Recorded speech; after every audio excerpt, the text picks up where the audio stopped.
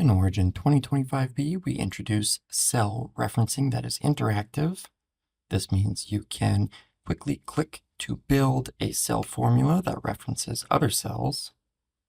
If we want to perform this calculation in this column for all rows of the worksheet, we can simply just copy this cell and paste it to the cells below it.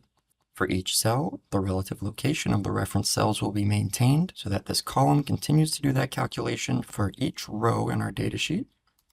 The interactive cell referencing also helps quickly define ranges of cells. We will sum up the data for Monday at the bottom of this data chunk in the Monday column, and then we can just drag the corner of this cell over to the other cells to repeat that summation for all other columns.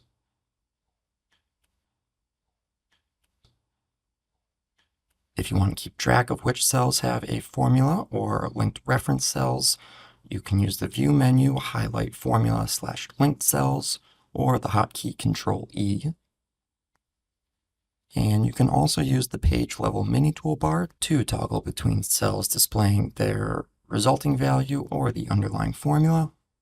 And now we'll insert a row. We will label this row in each data block as the total. And all of the cell formulae will auto-update with the new letter for each column since we're adding column B and shifting the others over.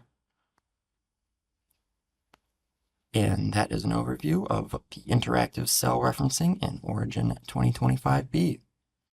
Thank you for watching.